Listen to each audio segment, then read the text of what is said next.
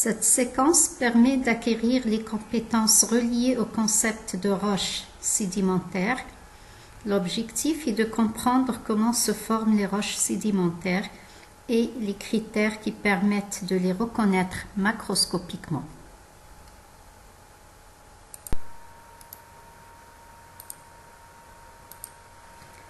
Un petit rappel sur les différents types de roches. Les roches endogènes, ce sont les roches qui se sont formées ou qui proviennent de l'intérieur de la croûte terrestre. Ils sont subdivisés en roches magmatiques et en roches métamorphiques. Les roches exogènes, qui se sont formées à la surface de l'écorce terrestre, dans les roches résiduelles et les roches sédimentaires. Nous allons nous intéresser aujourd'hui aux roches exogènes et plus précisément aux roches sédimentaires. Il faut noter que les roches exogènes ne représentent que 5% des volumes des roches de la croûte terrestre, mais couvrent 75% de sa surface. Les processus de formation des roches exogènes sont l'altération, l'érosion, le transport, le dépôt et la diagénèse. Les roches résiduelles sont formées à partir de résidus solides laissés sur place par l'altération. Les roches sédimentaires sont formées à partir de débris arrachés et transportés au niveau d'un bassin sédimentaire. Ces roches peuvent être meubles ou consolidées.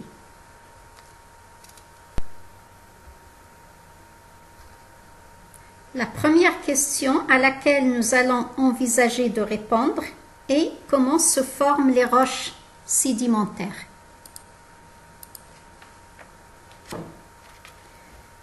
Les roches sédimentaires prennent naissance à la surface du globe, sur le sol ou au fond de l'eau à partir de matériaux arrachés par l'érosion aux masses continentales. Ils ont une origine externe, d'où l'appellation de roches exogènes. Tout d'abord, au niveau de la roche-mère, on observe une altération par le vent, la pluie et le gel. La roche se désagrège en particules de taille variée. Ces particules vont être transportées sous forme dissoute ou solide, sous forme de blocs, de galets, de sable ou de particules fines, par l'eau ou le vent. Puis ces particules ou sédiments arrivent au niveau d'un bassin sédimentaire et vont subir la diagénèse, un processus qui va permettre de les transformer progressivement en une roche sédimentaire.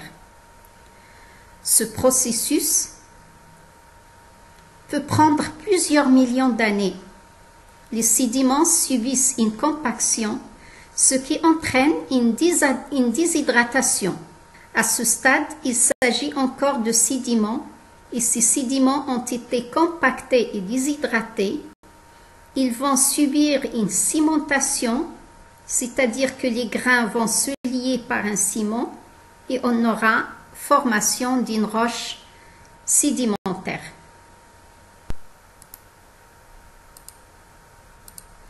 Les roches sédimentaires sont constituées de matières emportées par le vent ou la pluie et se déposent en couches et durcissent. Sur le terrain, ces roches se présentent sous forme de couches superposées ou de strates et peuvent contenir des fossiles, c'est-à-dire des restes d'êtres vivants.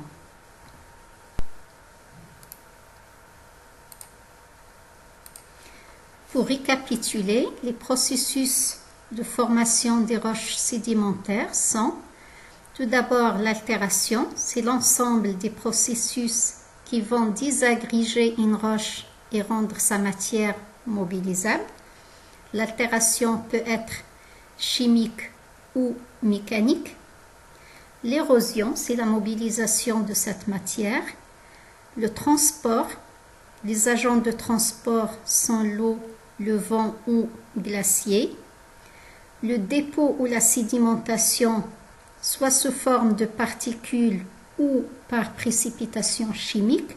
Et enfin, la diagenèse, c'est l'ensemble des processus qui affectent un dépôt sédimentaire et le transforment progressivement en une roche sédimentaire consolidée par compaction et après avoir étudié la formation des roches exogènes, nous allons voir leur classification. Nous avons vu que les roches préexistantes subissent le phénomène d'altération. Deux types de mécanismes entrent en jeu, les processus physiques ou la désagrégation mécanique et les processus chimiques ou l'altération chimique. Les processus physiques ou mécaniques avec désagrégation des roches et enlèvement des débris par un fluide, ces processus produisent des fragments qui sont à l'origine des roches détritiques.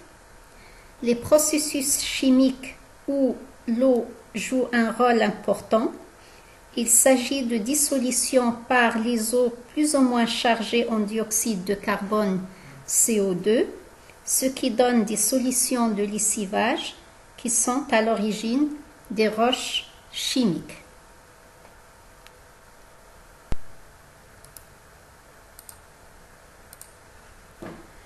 La roche préexistante, par désagrégation mécanique, va donner des débris ou des particules solides. Ces particules vont subir le transport et vont se déposer dans un bassin de sédimentation et après avoir subi la diagenèse, vont donner les roches détritiques. L'altération chimique de la roche préexistante va donner soit des résidus ou des particules, soit des ions en solution.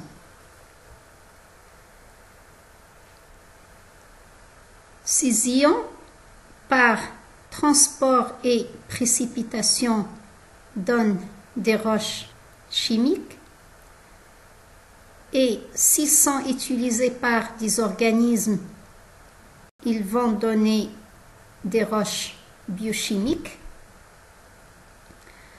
Les résidus, par évolution sur place sans transport, donnent des roches résiduelles.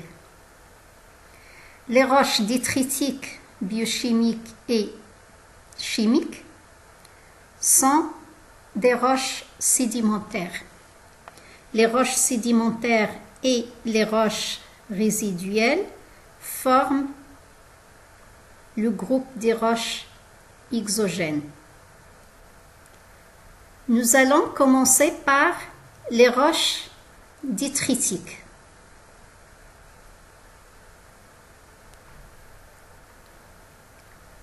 Les roches sédimentaires détritiques sont constituées de particules, c'est-à-dire des éléments figurés, issus de l'altération de roches préexistantes, fragments de roches ou de minéraux. Ces particules ou ces éléments figurés peuvent être liés entre elles ou entre eux par une phase de liaison. Donc, comme vous voyez ici, donc, les éléments figurés et la phase de liaison qui lie ou qui cimente ces éléments figurés, ces particules. Alors, comme exemple de roche détritique, le conglomérat. La phase de liaison soit une matrice, grain fin d'origine détritique, soit un ciment formé par précipitation.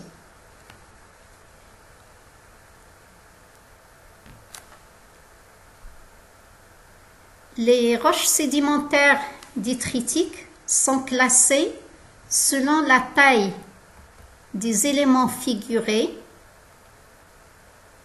quelle que soit leur nature, et sur présence ou non d'un ciment. Donc roche meuble, sans présence de ciment, et avec présence de ciment, ce sont les roches consolidées. Donc, 3 classes: l'iridite, dont la taille est supérieure à 2 mm, arénite entre 2 mm et 63 micromètres, les lutites inférieures à 63 micromètres. Donc, on aura 6 roches sédimentaires détritiques. Donc, les blocs galets et graviers dans la classe d'iridites, les sables dans la classe des arénites et les siltes et les argiles. Donc, ces roches sont des roches meubles.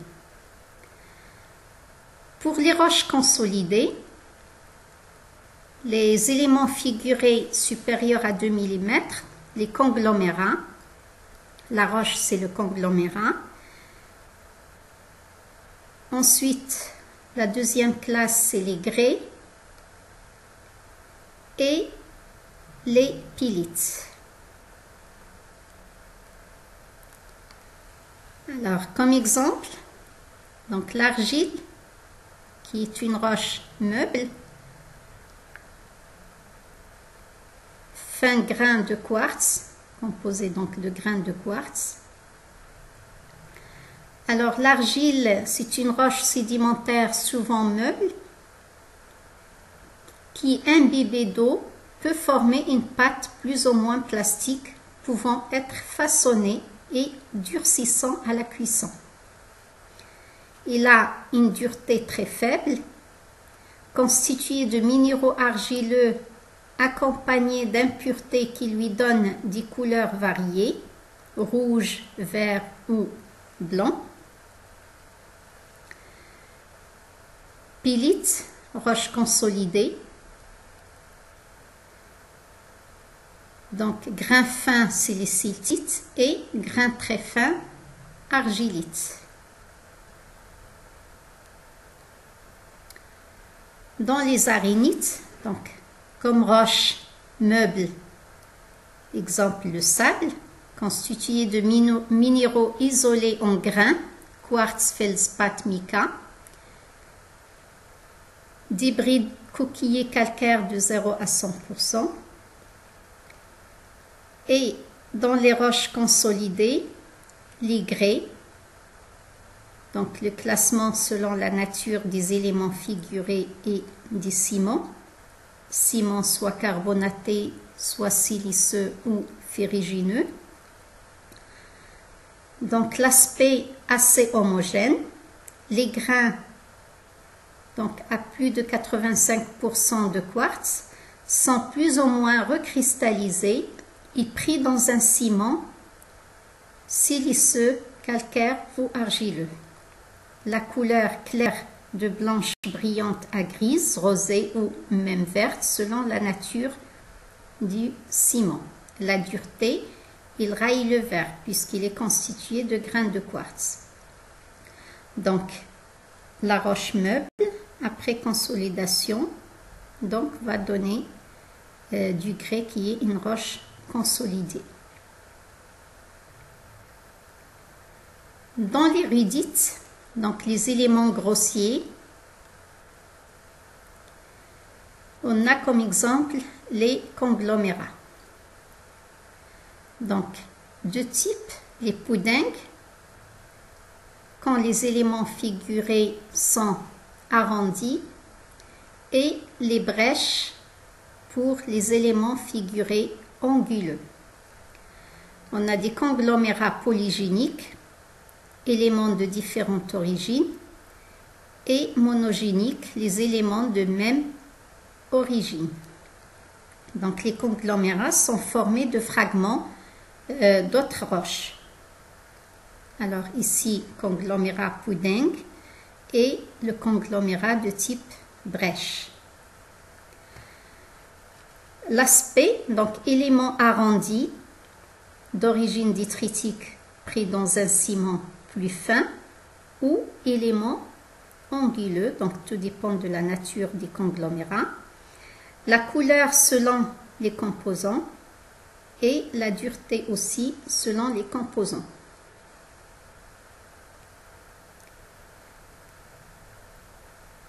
Alors passons aux roches chimiques.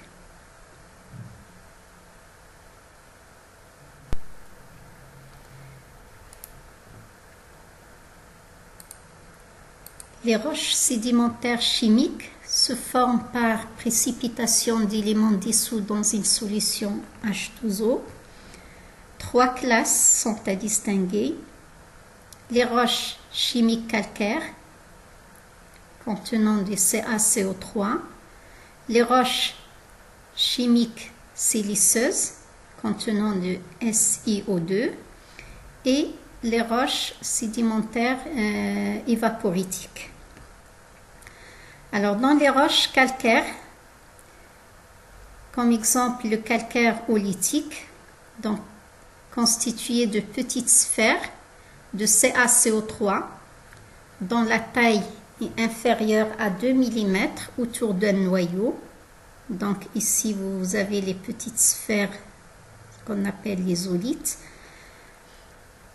Le calcaire pisolithique, alors les sphères de CaCO3 ont une taille supérieure à 2 mm.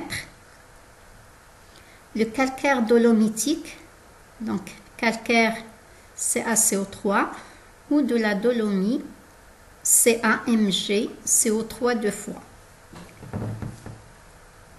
Un autre exemple, les travertins,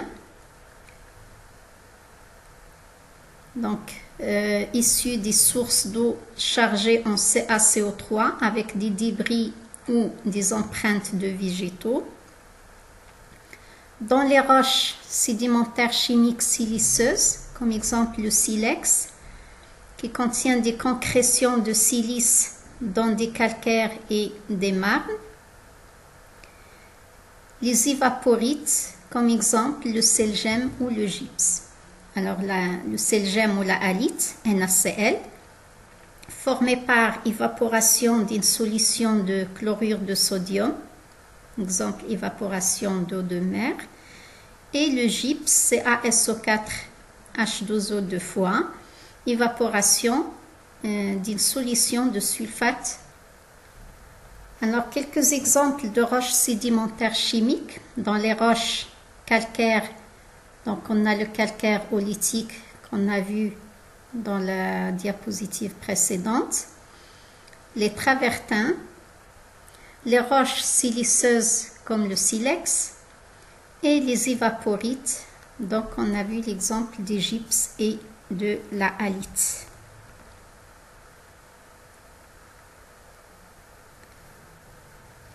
Alors troisième type de roches sédimentaires, les roches sédimentaires biochimiques.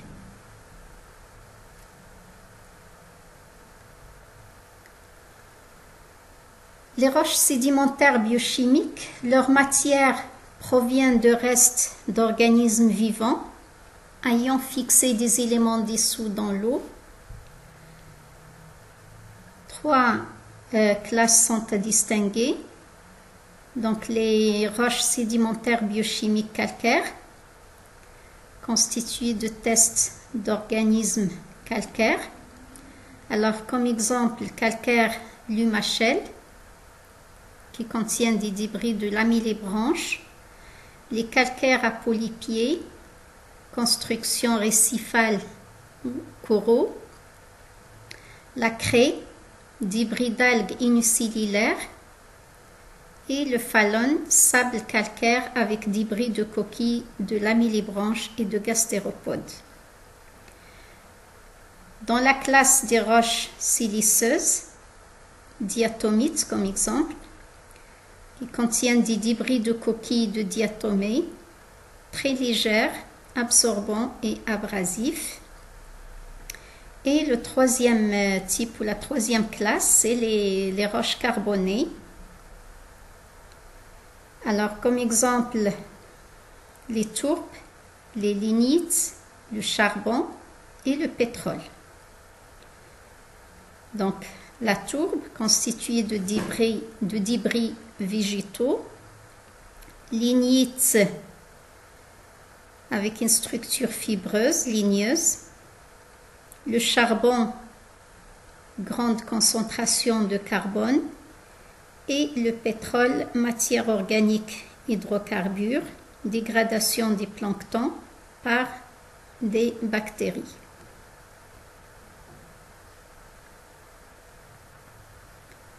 Alors, quelques exemples ici. Donc, calcaire lumachel, les calcaires à polypiers, la craie et le phallone.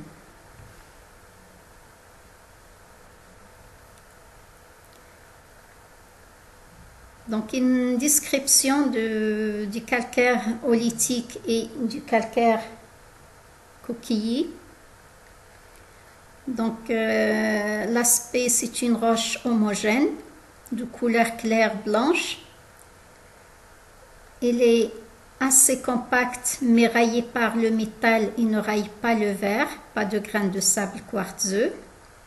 Donc, vous avez l'exemple, un échantillon ici. Donc, les oolites, ce sont des petites sphères ou de petits grains formés en milieu marin de faible profondeur et très agités. Ce sont des bactéries qui contrôlent la précipitation des couches concentriques de calcaire autour d'un noyau détritique. Pour le calcaire coquillier, il est hétérogène. On distingue des fossiles des coquilles de gastéropodes ou de lamellibranches pris dans une matrice plus fine. De couleur claire blanc jaunâtre à rougeâtre, et il est friable, ne raille pas le verre sauf s'il contient des grains de sable détritique quartzeux.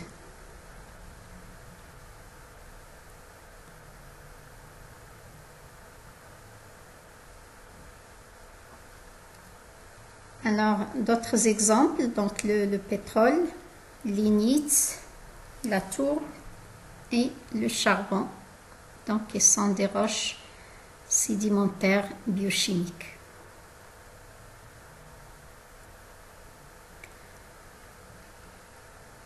Le deuxième type de roches exogènes, c'est les roches résiduelles. Donc, issues de l'altération chimique et évolution sur place sans transport de la roche préexistante.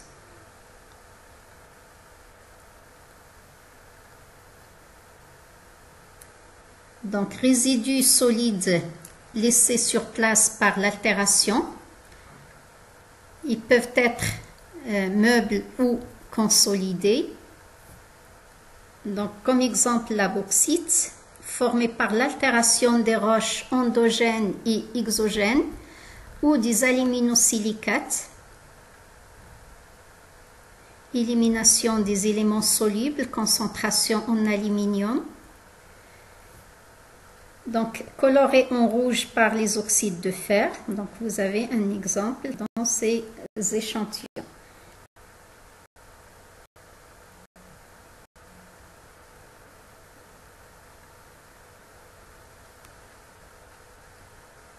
Donc, voici la classification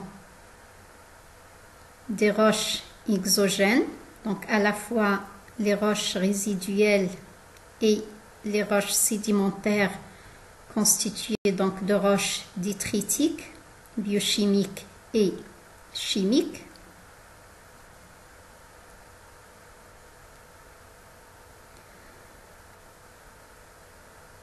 Passons maintenant à la description macroscopique des roches sédimentaires. Donc, tout d'abord, on examine la texture de la roche. Donc, homogène, aspect lisse ou granulaire, donc avec un toucher rugueux, donc les éléments figurés dans une phase de liaison.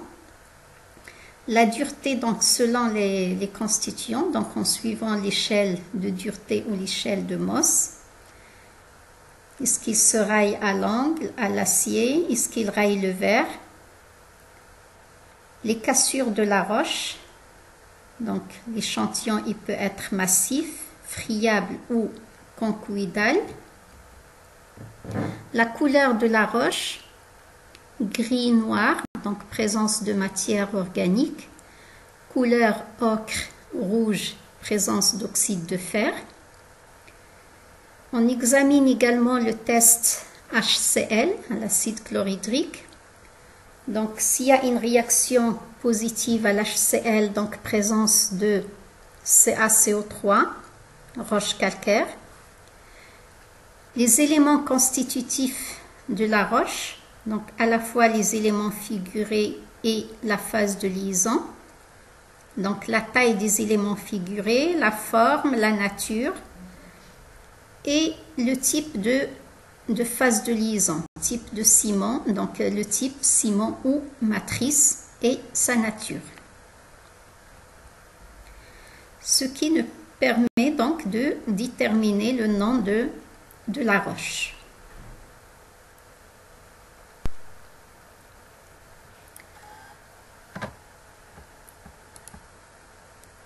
J'ai pris 3 exemples de roches. Le grès, le calcaire et le calcaire marneux. Donc la description, donc on va déterminer la couleur, l'aspect, le test à l'HCl, les constituants. Pour le grès, donc couleur marron clair, très friable, granuleux. Il est légèrement positif. Le ciment qui assemble les grains est constitué de calcaire, donc CaCO3. Il contient du sable siliceux à ciment calcaire. Donc le lieu de sédimentation marin-coutier et la profondeur de sédimentation entre 0 et 15 mètres. Pour le calcaire, de couleur claire légèrement rouille, roche compacte constituée de plusieurs minéraux en couches fines, des grains de couleur rouille, donc contiennent du fer, et des fragments de fossiles. Le test à l'acide est positif, donc la roche est constituée de calcaire CaCO3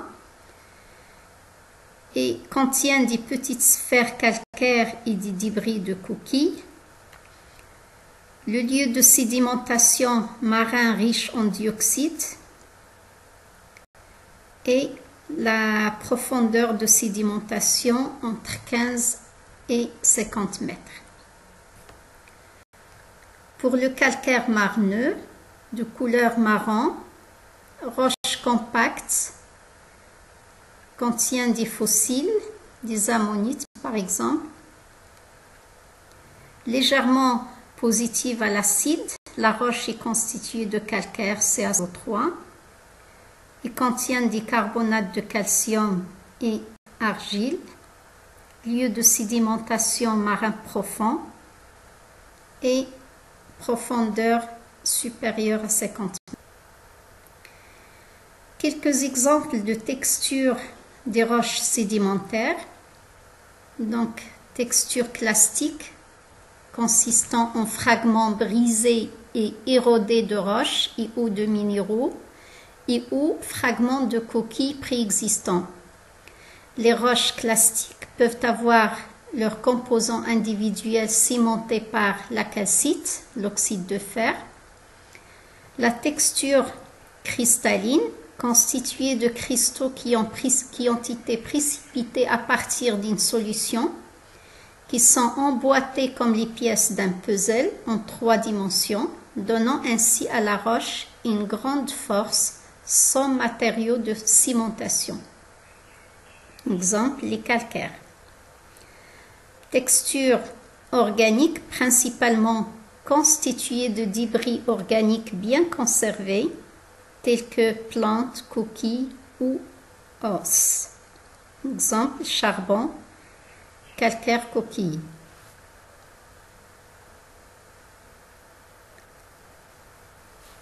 Un exemple de procédure de reconnaissance des roches sédimentaires.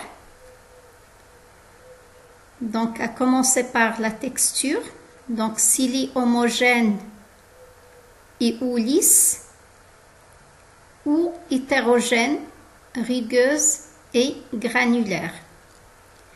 Donc, on utilise le test à l'HCl si la texture est hétérogène. Donc, si le test est positif, c'est un calcaire. S'il est négatif, c'est une roche détritique siliceuse. Alors, le calcaire, on examine la nature des éléments figurés. Donc, s'il y a présence d'isolites, c'est un calcaire oolitique. Présence de bioclastes, c'est calcaire bioclastique. Et présence de polypiers, c'est un calcaire à polypiers. Alors, en fonction de la taille des éléments figurés, si la taille est inférieure à 2 mm, donc c'est du grès ou du calcarinite. Si la taille des éléments figurés est supérieure à 2 mm, c'est soit conglomérat ou conglomérat calcaire. Alors, en fonction de la forme des éléments figurés, si la forme est arrondie, c'est un conglomérat de type pudding. Si la forme est anguleuse, c'est un conglomérat de type brèche. Maintenant, si la texture est homogène et ou lisse. Donc, en fonction du test à l'HCl, donc s'il est positif, c'est du calcaire. S'il y a présence de cassure et si l'échantillon est compact avec des cassures conchoïdales, c'est un calcaire lithostratigraphique. S'il est pulvérisant et tendre, c'est de la craie.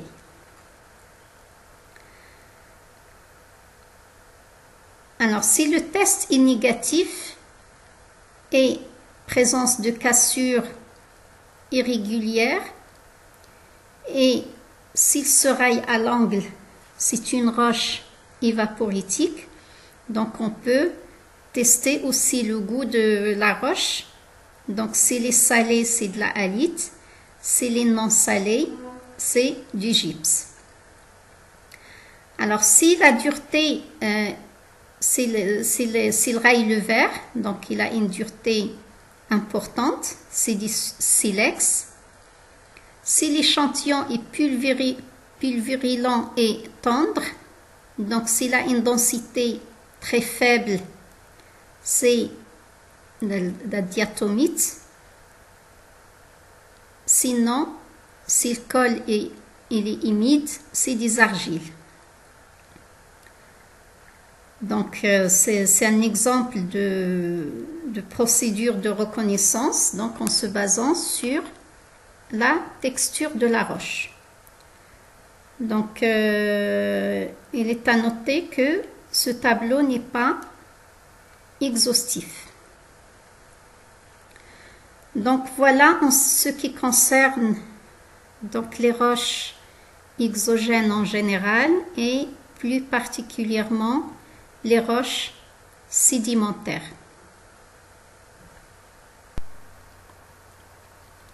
Un autre exemple de procédure de reconnaissance des roches sédimentaires. Si la roche casse facilement entre les doigts, roche non consolidée, et si les éléments constitutifs se tiennent entre eux, roche cohérente, le test à l'HCl est négatif, la roche fait pâte à l'eau et il est imperméable à l'eau, c'est de l'argile. Si par contre les éléments constitutifs ne se tiennent pas entre eux, c'est une roche meuble, et que les éléments raillent souvent le verre et les grains sont inférieurs à 2 mm, c'est du sable. Le deuxième cas, c'est si la roche ne casse pas facilement entre les doigts, c'est une roche consolidée. Les éléments grossiers sont soudés par un ciment. Si ces éléments sont arrondis, c'est des conglomérats de type pudding. Si les éléments sont anguleux, c'est une brèche. Pour les petits éléments parfois cristallisés, visibles à l'œil nu et soudés entre eux ou par un ciment, la roche ne fait pas effervescence à l'acide et elle est raillée par l'angle. C'est soit du gypse, soit du selgem. Le gypse, il est peu soluble dans l'eau. Le selgem ou la halite, il est soluble dans l'eau et il a un goût salé. Si la roche ne fait pas effervescence à l'acide et raille le verre, c'est du grès. S'il fait effervescence à l'acide, c'est du calcaire. Si les éléments sont non visibles à l'œil nu, la roche gonfle à l'eau, fait faiblement effervescence à l'acide, c'est du marne. Si par contre ne gonfle pas à l'eau et fait effervescence à l'acide, c'est du calcaire. Si la roche ne fait pas effervescence à l'acide et raille le verre, c'est du silex. Le troisième cas, la roche brûle à l'air libre. Roche solide, c'est du charbon. Roche liquide, c'est du pétrole.